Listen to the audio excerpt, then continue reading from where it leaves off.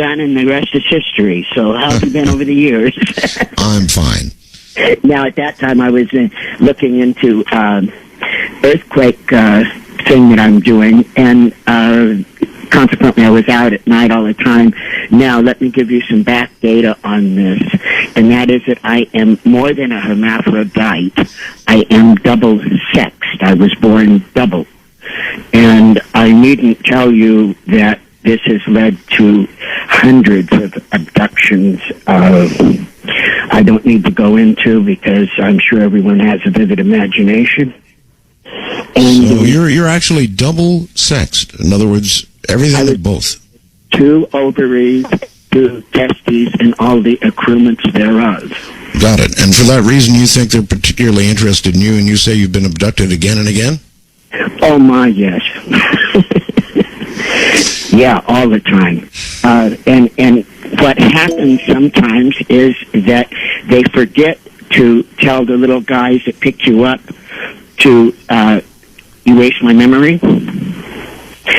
Because they get excited when they get a new person in out at the base. They me and show me off, and they get excited, and because they've never seen anything like this before, and they forget to tell them to cut it off. As a result, I have a lot of memory of the abductions and what they're doing. And this may sound crazy, but I can show you where the underground bases are.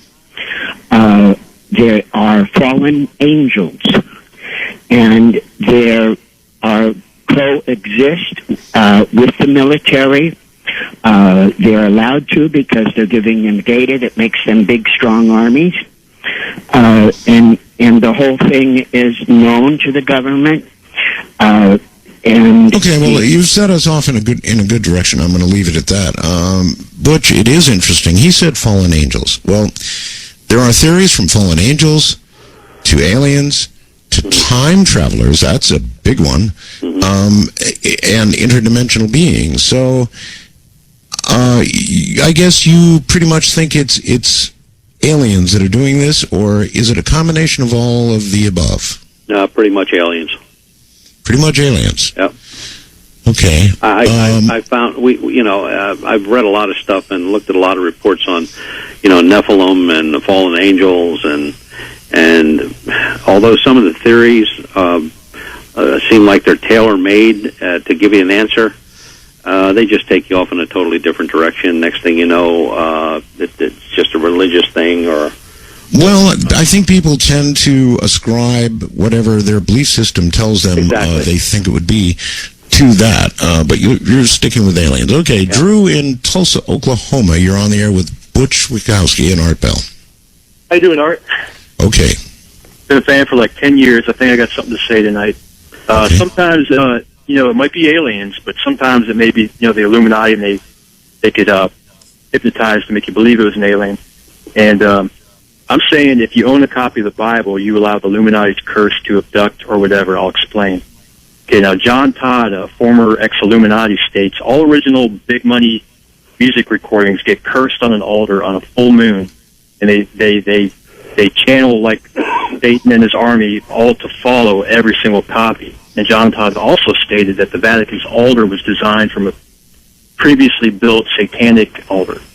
A lot of Illuminati have reported that they have went to the Vatican to get promoted, initiated, and stuff like that. So I'm saying that I'm guessing the Vatican's so-called original documents are cursed to allow Satan's army to follow every single copy of the Bible. If you own a copy, you give permission to the Illuminati to do whatever. Okay, well, I appreciate the call, and here we go off in the religious direction. And that's exactly what happens with a lot of that. The fallen angels, it almost seems like people are looking to not so much find an answer, but to blame or back up their belief system. And, it's human nature. And it's just human nature. I mean, they go one way or the other. They either blame the churches and denominations for something they've done in the past, and God knows, that Catholics, we've killed more people than Cecil B. DeMille in the name of religion.